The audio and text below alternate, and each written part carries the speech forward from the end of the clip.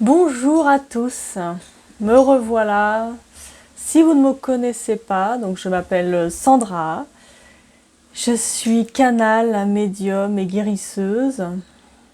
Donc je fais des séances de soins énergétiques, de médiumnité mais aussi de guidance pour tous ceux qui le souhaitent. N'hésitez pas à me contacter si vous avez besoin à un moment donné dans votre vie d'une aide extérieure pour pouvoir débloquer parfois une porte, ouvrir une porte pour que vous puissiez vous y glisser avec plus de facilité.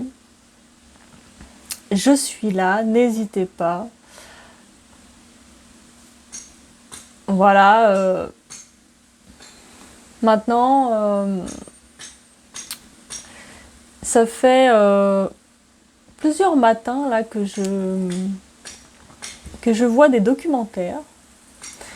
Et la dernière fois, il y en a un qui m'a marqué. En fait, c'était sur les aigles royales, les aigles royaux, l'aigle royal. Et ça m'a parlé. Ça m'a parlé tout de suite parce que je me suis connectée à ça. En fait, je me suis vue en lui un peu par son vécu et comment il a évolué en fait depuis son tout jeune âge jusqu'à sa maturité. En fait, c'est intéressant. Donc, c'était un tout petit aigle royal. Donc, ils étaient deux dans le nid. Mais l'aigle royal, c'est très rare que deux survivent. Parce que la mère, elle a du mal à nourrir les deux. Donc, il y en a la plupart du temps, un des deux meurt. Et du coup, donc ce petit aigle était voué à mourir puisque son frère prenait toute la place, le maltraitait en quelque sorte. Et donc il se mettait un peu de côté dans son nid et mangeait très peu. Donc son frère était assez dégourdi, il grandissait bien, il prenait du poids, tandis que lui restait plutôt dans son coin un peu. Et il grandissait moins vite forcément puisqu'il mangeait moins. Et un jour, en grandissant, plusieurs mois après, son frère, qui était plus dégourdi, commençait à s'agiter, quoi, parce qu'il en avait marre de rester dans son nid. Mais au final, le pauvre, à force de s'agiter, tomba du nid. Et donc, mourut. Il restait le petit aigle qu'on ne pensait pas qu'il tiendrait, puisqu'il était voué à mourir au final, par manque de nourriture et voilà, la mère ne pouvant pas nourrir correctement ses deux petits. Mais au final, il a survécu. Donc la mère le nourrit, jusqu'à ce qu'il ait l'âge de s'envoler. Donc la mère, qu'est-ce qu'elle fait? Elle attrape une proie et puis elle se met plus loin et attend que son petit aiglon vienne la rejoindre. En fait, elle l'appâte avec cette proie qu'elle ne lui donne pas, mais que lui doit venir chercher pour pouvoir s'envoler, quoi. Lui, il la voit de loin, donc il y va. Il arrive à s'envoler. Et donc, c'est son premier vol. Magnifique.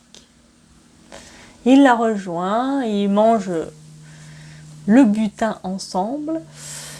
Et puis, donc après, elle essaye de lui apprendre à voler. Donc elle lui apprend les courants, comment faut voler, et prendre le vent pour pouvoir ne pas se fatiguer et utiliser ses vents pour toujours rester à hauteur conséquente. Donc après, plus tard, pas longtemps après. Donc rebelote, la mère lui montre comment chasser, enfin du coup elle essaye, donc elle attrape une proie et malheureusement en attrapant la proie, en fait elle se fait mal. Elle se fait mal et du coup, donc la proie est en bas du rocher et la mère, eh bien elle va dans un coin pour se mettre tranquille. Et puis le petit, bon bah il va vers la proie et il mange un peu, mais il sait pas où est sa mère. Et malheureusement, donc la mère ne meurt pas, mais elle n'arrive plus à s'envoler. Donc je pense qu'il lui fallait du rétablissement, donc le petit ne l'a pas retrouvée. Donc le petit part en errance. Donc il vole et malheureusement il n'a pas eu le temps d'apprendre grand-chose sur la chasse, ni sur l'envol. Donc il sait voler, mais chasser, en fait le problème c'est que il couine. Il couine comme s'il demandait aux autres animaux de lui donner de la nourriture. Donc en fait, la chasse pour lui c'est un peu dur. Donc pendant un moment il ne se nourrit pas bien. Et de lui. Pardon. Et donc il va essayer, il va voler, et en fait les aiglons, dans les premières années de leur vie, jusqu'à ce qu'ils se mettent en couple et qu'ils fondent une famille, en fait, ils n'ont pas d'endroit où nicher. Parce que souvent, il y a déjà des couples d'aigles qui vivent à plein d'endroits et ils les chassent. Donc en fait, ils sont un peu ballottés, ils sont obligés de voler tout le temps et de s'en aller des endroits. Ils ne peuvent pas rester au même endroit. Donc ce pauvre petit aiglon, pendant un moment, il se débrouille tout seul. Et il lui arrive plein de péripéties parce que le pauvre, il se fait chasser, il ne sait pas comment attraper sa nourriture parce qu'on ne lui a jamais appris vraiment. Donc il fait trop de bruit quand il attaque ses proies. Donc forcément, la proie, elle l'entend et donc se carapate. Hein. Et puis après vient la neige. Donc le froid arrive, il va dans la neige, donc ça lui met des boules de glace dans ses plumes. Donc plein d'empêchements, plein de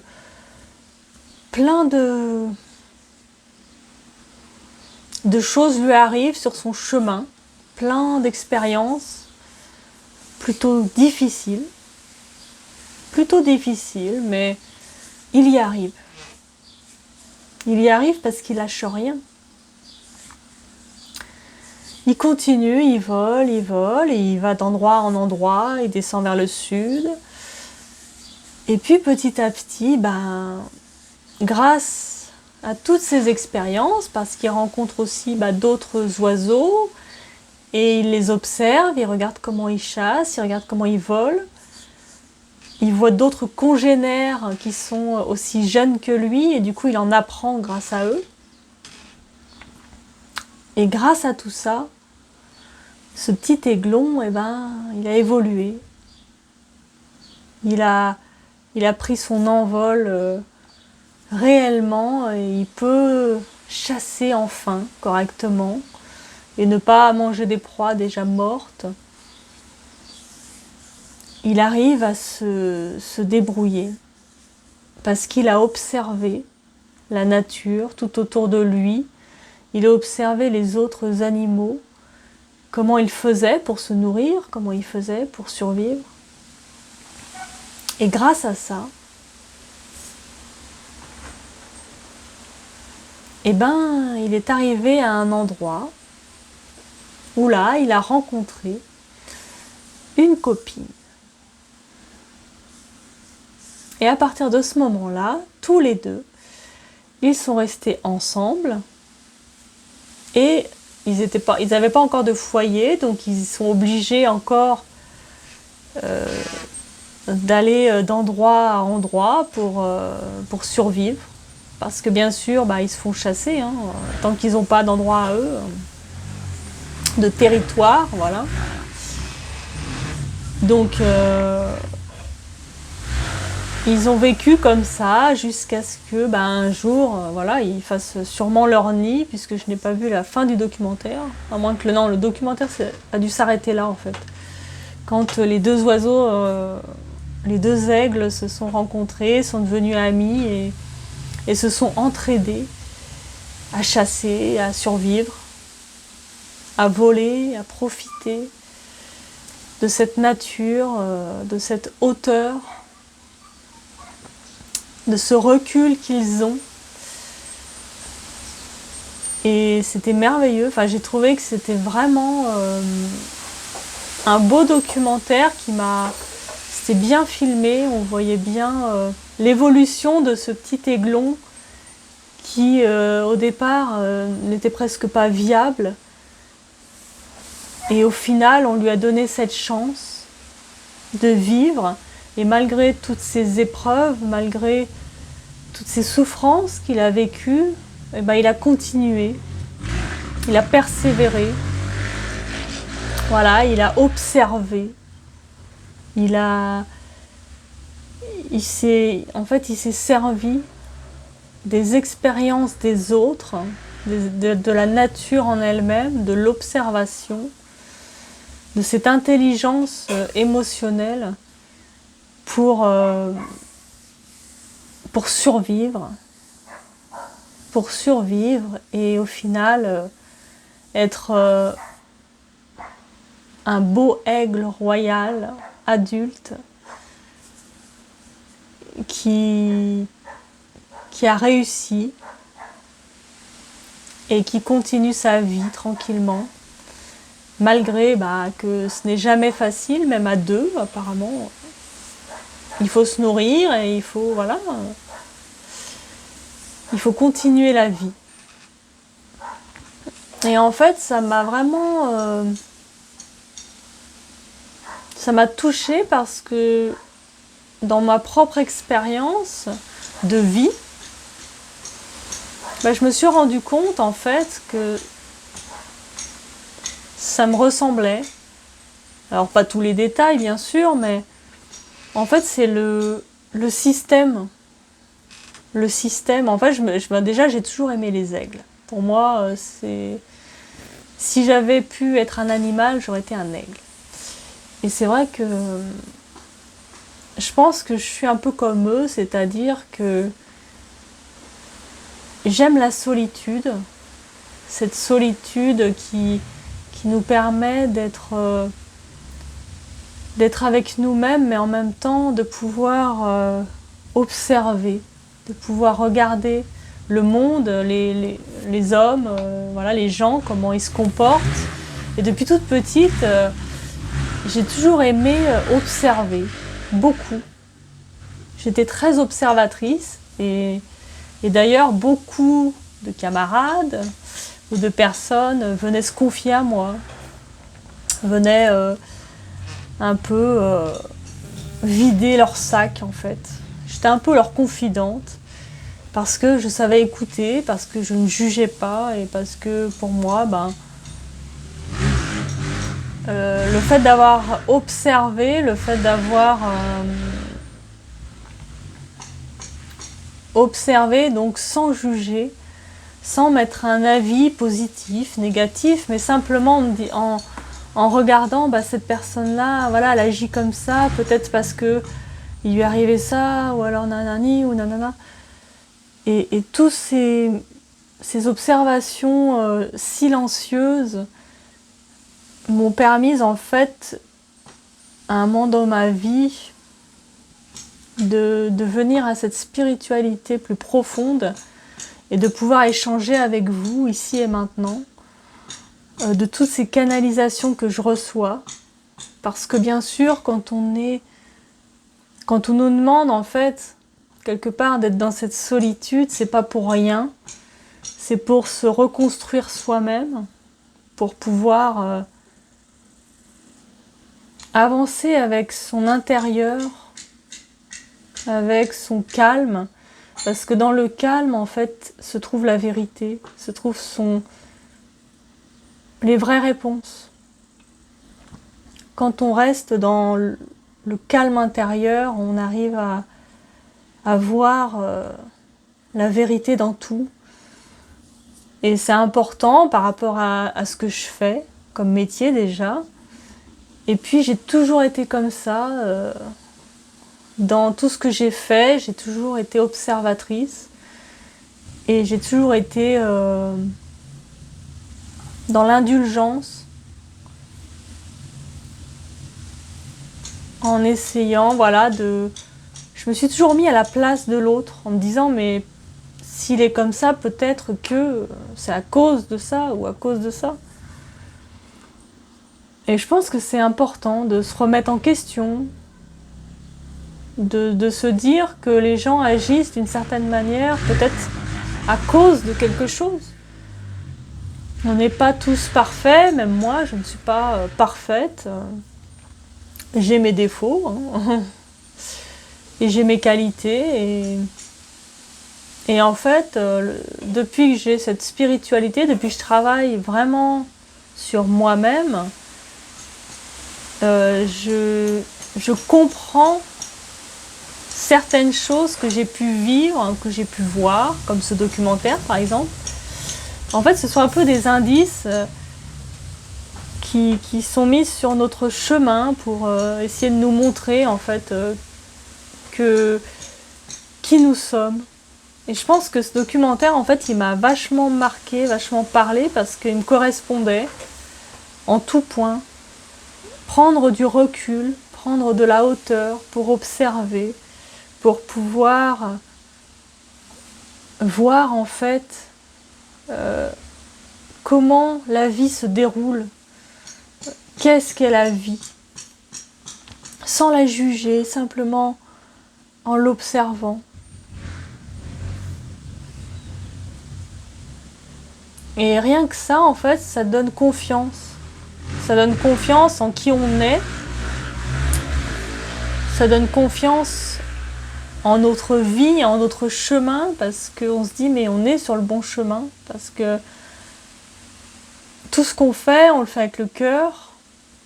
Même si parfois, on est en colère. Voilà, moi aussi, hein, je suis en colère des fois. J'en ai marre de certaines choses. Et des fois, je comprends pas tout. Parce que je suis là encore pour apprendre, je ne suis pas là à avoir le savoir absolu, heureusement, sinon je ne serais pas là. Et c'est vrai que ces petits instants, ces petits moments où il y a des évidences, ça fait du bien. En fait, ça nous remet à l'intérieur de nous. Et des fois, ça nous rappelle un peu notre passé, c'est-à-dire on se dit, ah ouais, c'est vrai que quand j'étais jeune, je faisais ça, ou je me comportais comme ça. Et maintenant, je sais pourquoi. Je me rends compte. Je me rends compte que comment j'étais jeune, ça m'a permis d'être ce que je suis maintenant. Alors bien sûr, moi aussi j'étais en colère, j'ai reproché des choses à mes parents, comme tout enfant qui se doit de l'être. Et puis au final, j'ai beaucoup travaillé sur tout ça, sur moi, sur la famille. Et je me rends compte que ils sont comme ils sont. Et ce qu'ils m'ont inculqué, ça m'a permis d'être moi, comme je suis aujourd'hui. Même si je leur ai reproché des choses,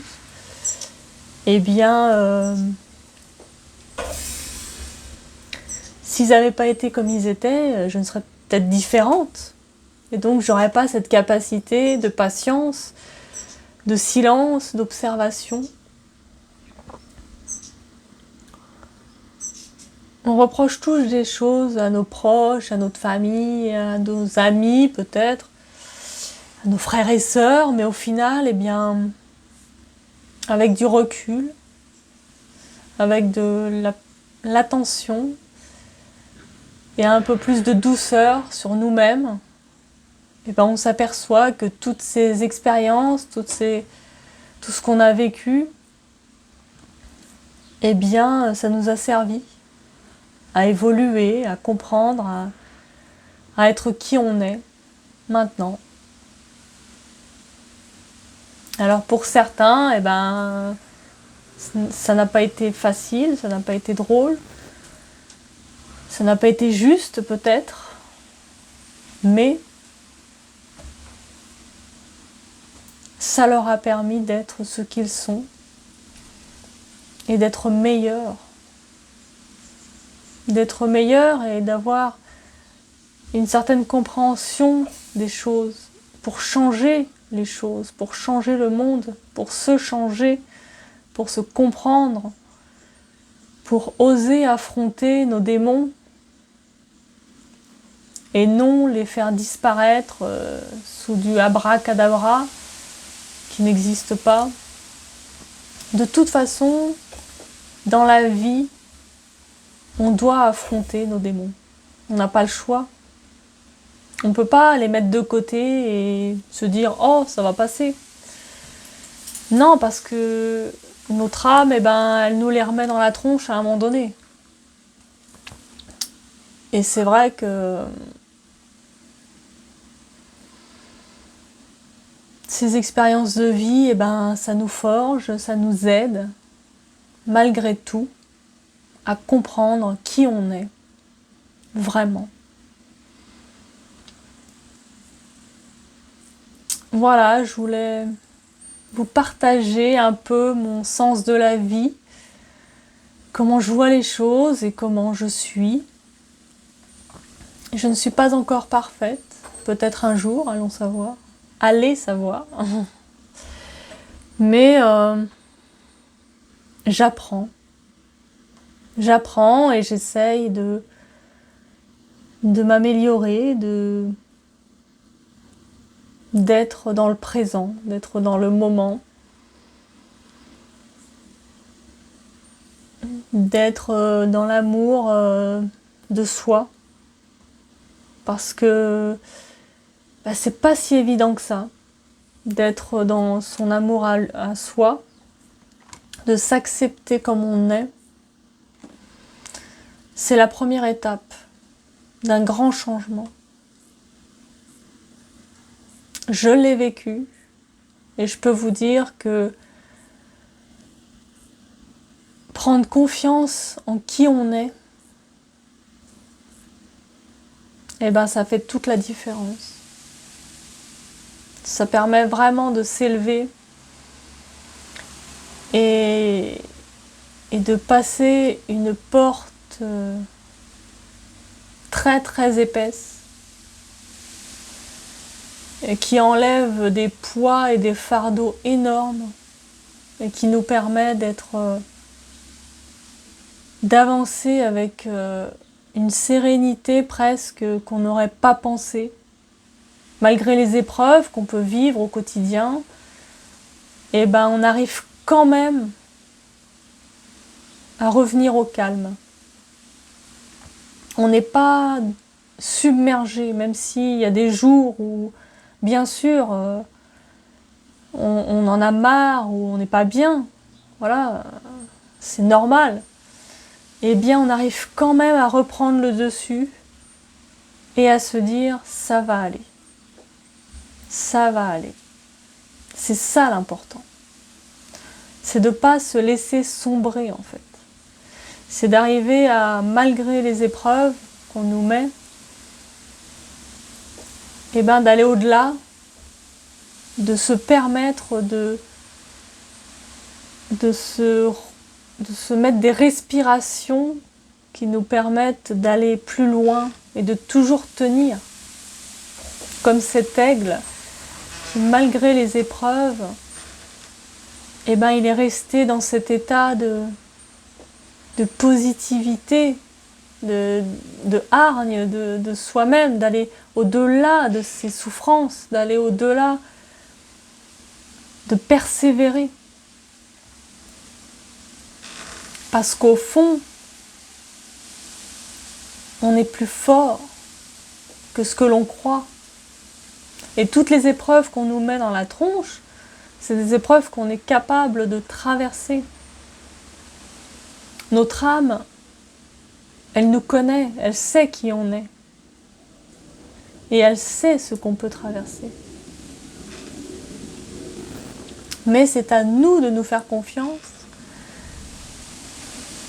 Et en prenant de la hauteur, en prenant du recul sur des situations compliquées, eh ben, on se rend compte qu'en fait, c'était pas si horrible, qu'on a réussi à la traverser, qu'on va réussir à la traverser.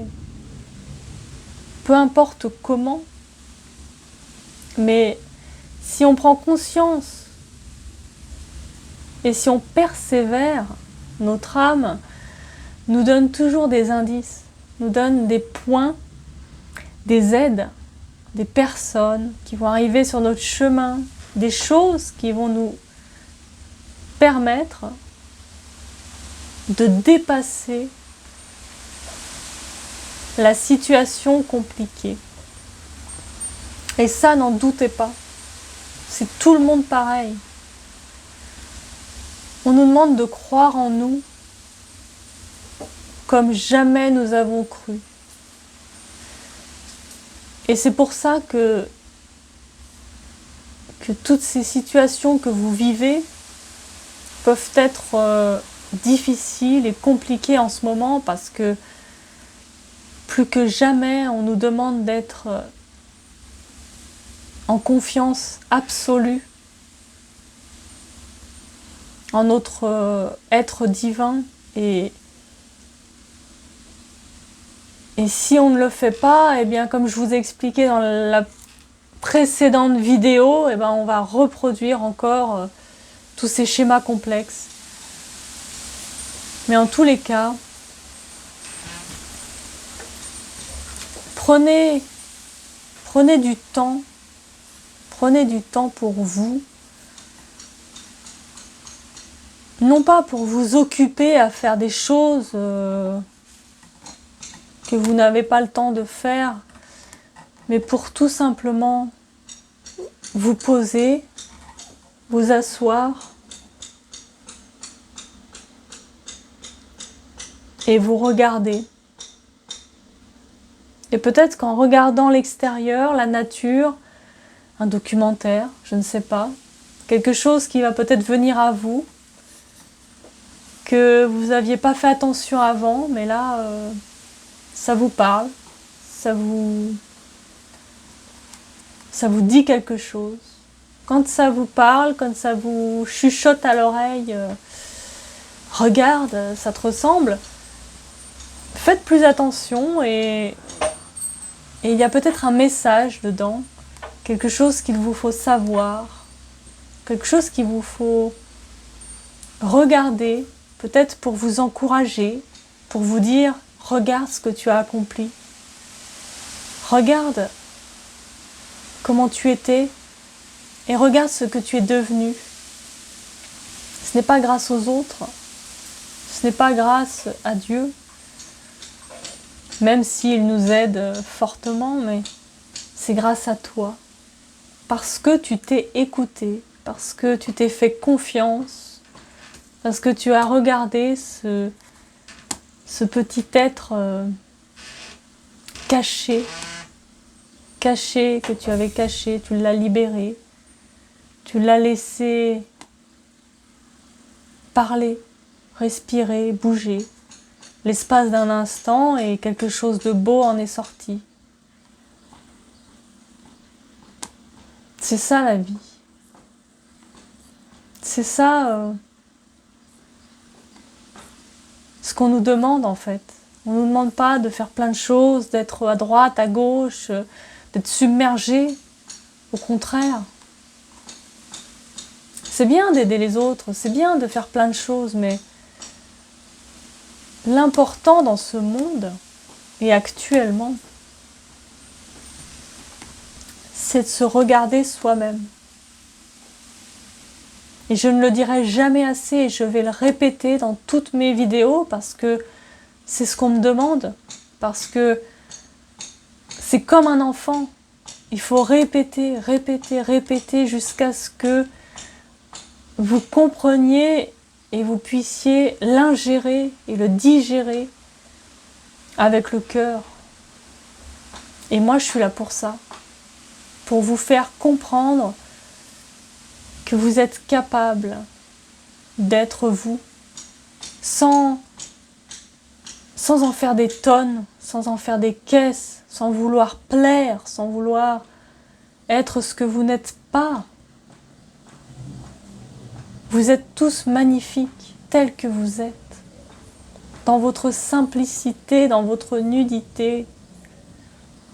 Ne vous encombrez pas avec des choses inutiles.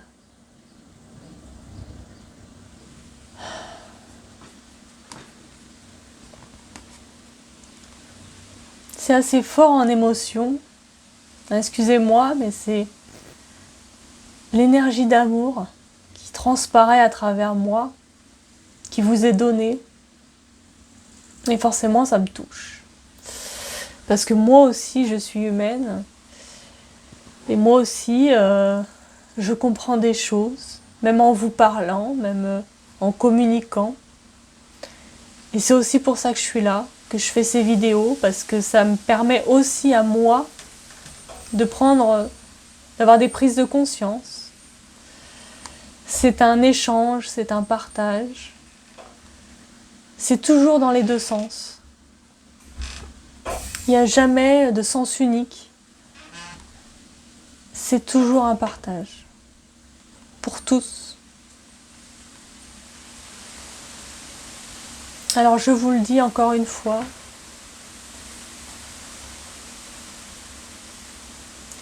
Restez vous-même. N'en faites pas plus. N'en faites pas moins. Soyez ce que vous êtes. Sans apparat. Sans chichi-pompon.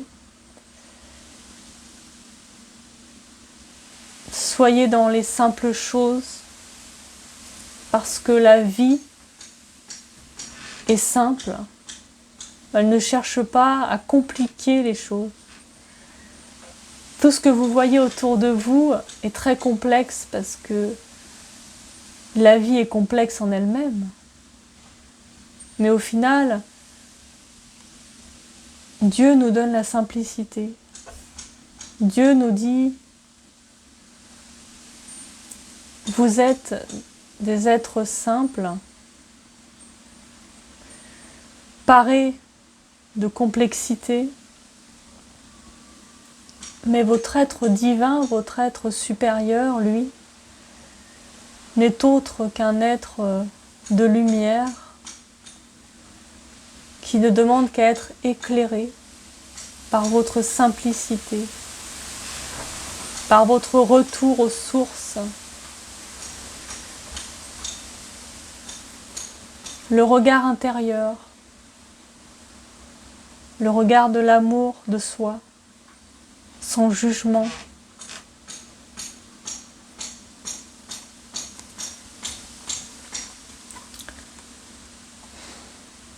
Vivez. Vivez chaque moment, chaque présent, parce que le présent est un cadeau qui nous est offert par notre nous, par la source. Et quand on comprendra que la vie, c'est les simples choses, ce n'est pas chercher à toujours avoir plus, mais justement se contenter de ce qu'on a, de ce qu'on est, dans notre capacité à recevoir, sans jamais se juger, soi-même. commençons par cela. Ne pas s'auto-saboter, mais s'aimer tel qu'on est. Et accepter d'avoir fait des erreurs, d'avoir peut-être raté des choses, mais aussi réussi des choses. Il faut voir aussi tous ces côtés positifs, tout ce qu'on a accompli pour en arriver là. Voyez comme vous êtes beau, comme vous êtes lumineux, et comme vos expériences vous ont aidé à vous aimer tel que vous êtes. Ne vous détestez pas, ne vous haïssez pas. C'est de l'énergie perdue.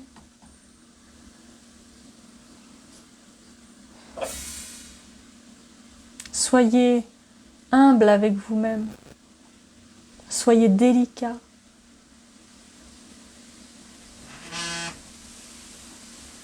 Personne ne peut vous juger.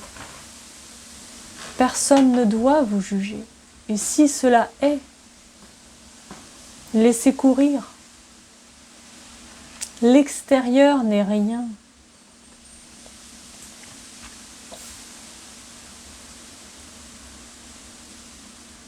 Quand vous apprendrez à vous aimer, toutes les difficultés extérieures seront moindres. Vous surmonterez les épreuves comme jamais. Parce que ça ne vous atteindra plus. Votre cœur sera protégé, sera lumineux. Et quand la lumière brille, rien ne peut l'éteindre. Pas même l'extérieur. Faites-vous confiance. Aimez-vous. C'est cela que je vous demande.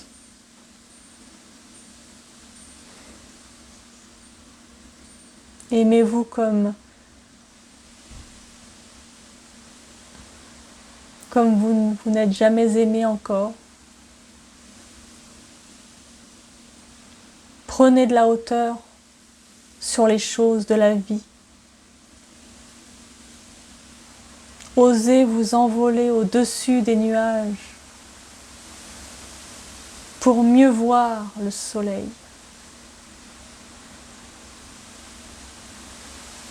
Vous êtes tous capables. Vous êtes tous mes enfants. Et je sais ô combien vous êtes bons. Il faut juste que vous le voyiez, comme moi je vous vois.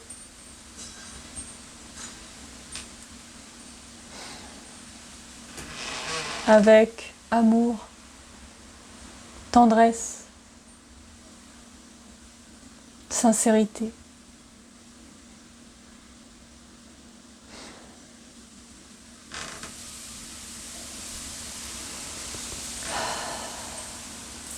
Merci à tous, mes chers enfants, d'être ce que vous êtes. Et bientôt, l'amour sera plus fort encore. Parce que je sais que des prises de conscience vont naître partout. Et c'est déjà le cas. Voyez autour de vous. Mais déjà, voyez en vous. Si chacun de vous qui regardez cette vidéo puisse déjà s'aimer, alors c'est un bon début.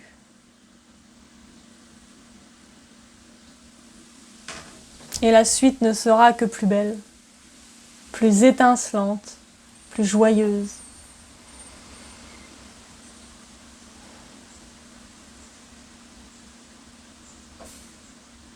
Je vous aime du plus profond de mon être.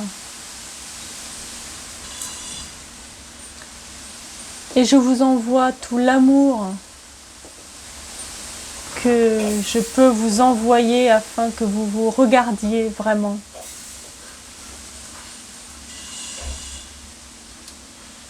Regardez-vous.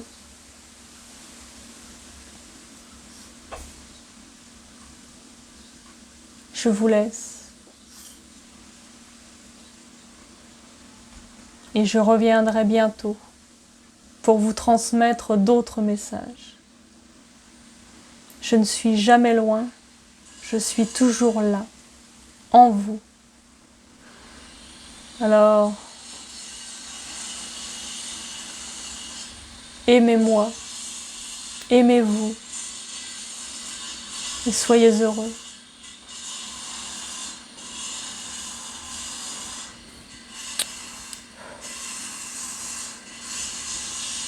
À très bientôt.